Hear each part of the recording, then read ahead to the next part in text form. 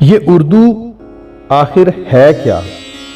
اگر آپ 100 لوگوں سے پوچھیں گے تو 99 یہی بتائیں گے کہ اردو ترکی زبان کا لفظ ہے اور اس زبان کا یہ نام اس لیے رکھا گیا کہ یہ مغل بادشاہوں کے لشکروں اور چھاونیوں میں بولی جاتی تھی، جہاں یہ ہندی، فارسی، عربی، ترکی اور دوسری زبانوں کے آپس میں میل ملاپ سے وجود میں آئی۔ گویا زبان کیا ہے؟ چوچوں کا مربع ہے، لیکن کیا واقعی ایسا ہے؟ کیا زبانیں اسی طرح سے آپس میں مل کر ایک نئی زبان کو جنم دیتی ہیں، جس طرح مختلف رنگوں کو ملا کر نیا رنگ بن جاتا ہے؟ اس سوال کا جواب تھوڑی دیر میں، لیکن پہلے ہم دیکھتے ہیں کہ کیا واقعی لفظ اردو کا مطلب لشکر ہی ہے؟ گلزار کو اردو شاعری نہیں آتی بھائی۔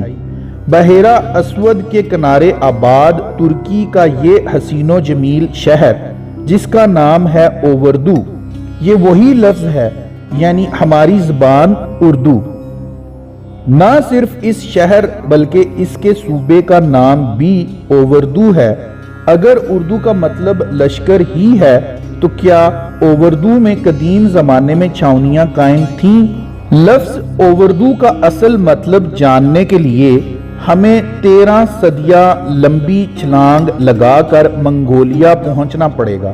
یہ ایک لاٹ ہے جسے 732 عیسوی میں یہاں کے ایک بادشاہ بلگے خاقان نے اپنے بھائی کلتگین کی یاد میں تعمیر کروایا تھا۔ اس لاٹ کی خاص بات یہ ہے کہ اس پر گوک ترک رسم الخط میں یہ تحریر کنندہ ہے۔ 66 سطروں پر مشتمل اس بیان میں لفظ اردو مختلف شکلوں میں کوئی 20 بار آیا ہے۔ یہ لفظ اردو کے استعمال کی سب سے قدیم تحریری شہادت ہے۔ گوک ترک رسم الخط میں لکھی گئی کلتگین لاٹ میں جس میں لفظ اردو کئی بار آیا ہے، یہاں اردو کا کیا مطلب ہے؟ اس لاٹ پر لفظ اردو کا مطلب لشکر یا چھاونی نہیں بلکہ ریاست، شاہی محل اور مرکز ہے۔ اس لاٹ کے وجود میں آنے کے کچھ ہی عرصے بعد ترک شاعر یوسف خاص حاجب نے ایک کتاب شاہی دانش لکھی جس میں لفظ اردو جا بجا نظر آتا ہے، البتہ یہاں اس کا مطلب تھوڑا بدل کر شہر ہو گیا ہے۔ ہر شہر، ملک اور اردو میں اس کتاب کا نام مختلف تھا۔ وہ ایک الگ اردو کے رہنے والے تھے۔ دنیا قید خانہ ہے، اس کی محبت میں گرفتار مت ہونا بلکہ ایک بڑے اردو اور ملک کی جستجو کرنا تاکہ چین سے رہ سکو۔ موت نے بڑے بڑے اردو اور ملک اجاڑ دیے۔ اردو کا یہی مطلب ہمیں ترکی کے صوبے اور شہر کے نام میں نظر آتا ہے۔ اسی مطلب کی کچھ اور مثالیں بھی موجود ہیں، جیسے چینی شہر کاشغر کا قدیم نام اردو کنند تھا۔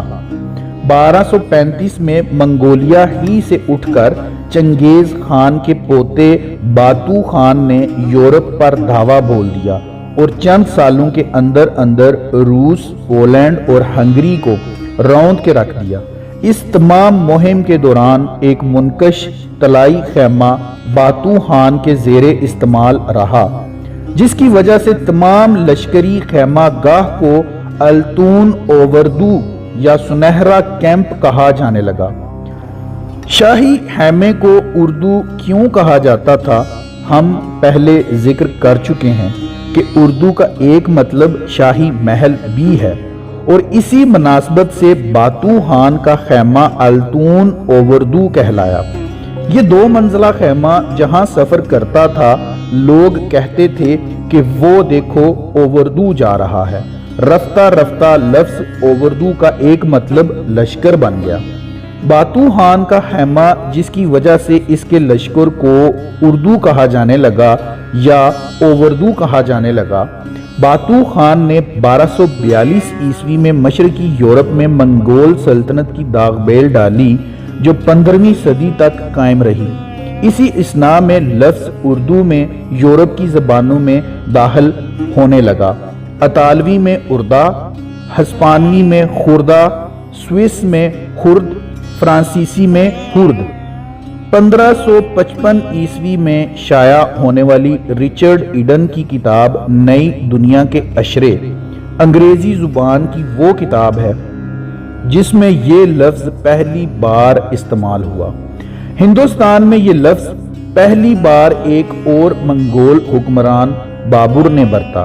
اس کے بعد دوسرے منگول یعنی مغل بادشاہوں کے دور میں یہ لفظ تراکیب میں لکھا جانے لگا، جیسے اردو معلی، اردو علیہ، اردو بزرگ، حتیٰ کہ اردو لشکر۔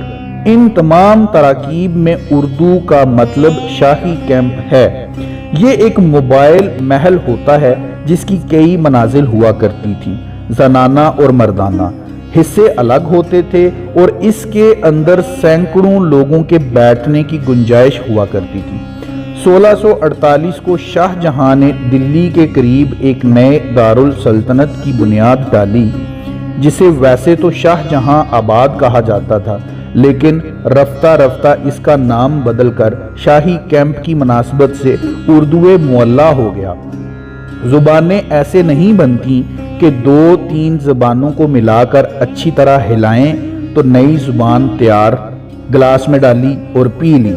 مشہور ماہر لسانیات اور میر تقی میر کے ماموں خان آرزو اپنی ایک لغت میں لفظ چھینل کے تحت لکھتے ہیں: ہم لوگ اردو معلی میں رہتے ہیں، اس لفظ سے آشنا نہیں ہیں۔ اس اردو معلی میں کون سی زبان بولی جاتی تھی؟